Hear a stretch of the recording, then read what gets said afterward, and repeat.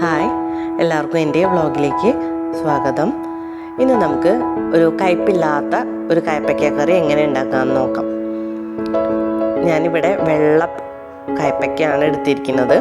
കയ്പയ്ക്ക പറഞ്ഞാൽ പാവയ്ക്ക തന്നെയാണ്. ഇനി നമുക്ക് ആ കറിക്ക് എന്തൊക്കെയാണ് വേണ്ടതെന്ന് നോക്കാം. ആദ്യമായിട്ട് നമുക്ക് ഒരു പാവയ്ക്ക വേണം. ആ പാവയ്ക്ക ഞാൻ രണ്ടായിട്ട് മുറിച്ച് വെച്ച് കഴുകി വൃത്തിയാക്കി വെച്ചിരിക്കുകയാണ്. പിന്നെ നമുക്ക് വേണ്ടത് ഒരു സവോള, പിന്നെ അതുപോലെ തന്നെ 3 നല്ല എരിവുള്ള പച്ചമുളക് തന്നെയാണ് ഇട്ടത്, പിന്നെ ഇഞ്ചി, അതുപോലെ തന്നെ വെളുത്തുള്ളി. പിന്നെ വേണ്ടത് ഒരു അരമുറി തേങ്ങയുടെ, അതായത് ഒരു കട്ടി തേങ്ങാപ്പാലാണ് വേണ്ടത്. നമ്മൾ പാവയ്ക്ക വട്ടത്തിൽ അരിഞ്ഞ് വെച്ചിട്ട് നമുക്കതിലോട്ട് ഉപ്പും കുറച്ച് വിനാഗിരിയും ചേർക്കാം. ഇത് എന്തിനാണെന്ന് വെച്ചെങ്കിൽ നമ്മളെ കയ്പയ്ക്കയുടെ കയ്പ്പ് കളയാൻ വേണ്ടിയിട്ടാണ്. ഇത് നന്നായിട്ട് മിക്സാക്കിയിട്ട് എല്ലായിടത്തും മിക്സാക്കിയിട്ട് നമ്മളൊരു 20 മിനിറ്റെങ്കിലും അറ്റ്ലീസ്റ്റ് വെക്കണം. 20 മിനിറ്റ് വെച്ചതിന് ശേഷം നമുക്ക് ഇങ്ങനെ എടുത്ത് കഴിഞ്ഞ് കഴിഞ്ഞാൽ പാവയ്ക്കയിൽ നിന്നുള്ള നീരും വിനാഗിരിയും ഒക്കെ കൂടി മിക്സായിട്ട് നമുക്ക് അവിടെ ഇരിക്കുന്നത് കാണാം. അപ്പോൾ അതൊന്ന് പിഴിഞ്ഞെടുക്കാം, നന്നായി പിഴിഞ്ഞെടുക്കാം. അപ്പോൾ അതിൻ്റെ കൂടെ നമ്മുടെ പാവയ്ക്കയുടെ കയ്പ്പും പിഴിഞ്ഞെടുത്തിട്ട് നമ്മൾ ആ വെള്ളം കളയുക, നന്നായിട്ട് കയ്പയ്ക്ക അതിൽ പിഴിഞ്ഞെടുക്കുക.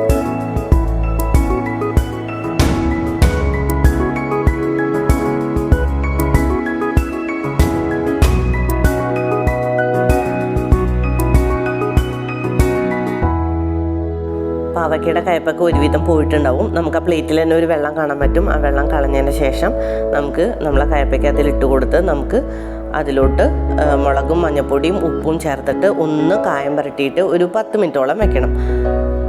ഇത് നമുക്ക് വറുത്തെടുക്കാൻ വേണ്ടിയിട്ടുള്ളതാണ്. അപ്പോൾ 10 മിനിറ്റ് അത് നമ്മൾ മാറ്റി വയ്ക്കണം. ഇനി നമുക്ക് ഈ സമയം ഒരു പാൻ വെച്ചിട്ട് അതിലോട്ട് വെളിച്ചെണ്ണ ഒഴിച്ചു കൊടുക്കുക. നമ്മൾ എടുത്തു വെച്ചിരിക്കുന്ന സവോള, പച്ചമുളക്, ഇഞ്ചി, വെളുത്തുള്ളി എന്നിവ ഇട്ട് കൊടുത്ത് അതിനൊന്ന് സോട്ട് ചെയ്യുക. കുറച്ച് വേപ്പില ഇട്ട് കൊടുക്കാം. അതിനെ സോട്ട് ചെയ്തതിന് ശേഷം നമുക്കതിനെ മാറ്റാം. ഇതേ പാനിൽ തന്നെ നമുക്ക് നമ്മൾ കായം വരട്ടി വെച്ചിരിക്കുന്ന നമ്മളെ പാവയ്ക്ക അതായത് കയ്പയ്ക്ക എടുത്തിട്ട് നമുക്കതിനെ ഒന്ന് വറുത്തെടുക്കണം. 2 സൈഡും ഒന്ന് ഇളക്കി കൊടുത്തതിന് ശേഷം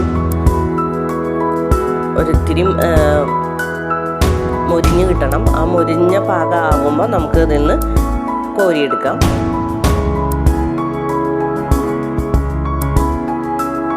നമുക്ക് വേണമെങ്കിൽ പാനിൽ തന്നെ ഈ കറി വെക്കാം. ഞാനൊരു മൺചട്ടി എടുത്തിട്ടുണ്ട്.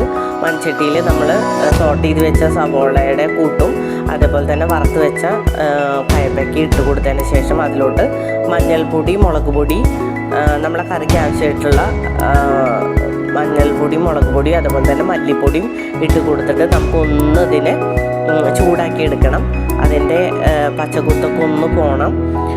അതായത് നമ്മൾ വേറെ വെളിച്ചെണ്ണ ഒന്നും ഒഴിച്ചിട്ടില്ല. ഈ സോട്ട് ചെയ്ത വെളിച്ചെണ്ണയിൽ കിടന്നിട്ട് തന്നെയാണ് അതൊന്ന് ചൂടാവേണ്ടത്. പിന്നെ നമ്മൾ എടുത്തു വെച്ചിരിക്കുന്ന മാങ്ങ ചേർത്ത് കൊടുക്കാം. തേങ്ങാപ്പാൽ ഒഴിച്ചു കൊടുക്കാം. എന്നിട്ട് നന്നായി ഒന്ന് മിക്സ് ചെയ്യുക.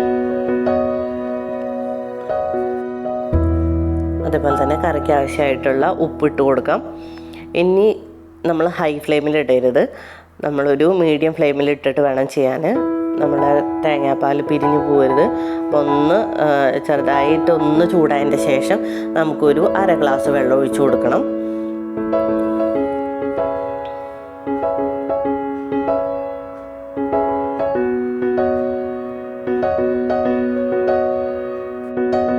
ആവശ്യമുള്ള കറിവേപ്പില ഇട്ട് കൊടുക്കാം.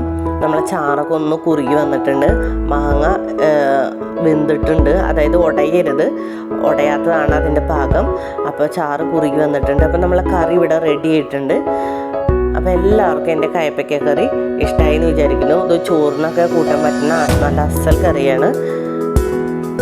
അപ്പോൾ ഇതുപോലത്തെ റെസിപ്പികൾക്ക് എൻ്റെ ചാനൽ സബ്സ്ക്രൈബ് ചെയ്യാത്തവരാണെങ്കിൽ ഒന്ന് സബ്സ്ക്രൈബ് ചെയ്യുക. Thank you.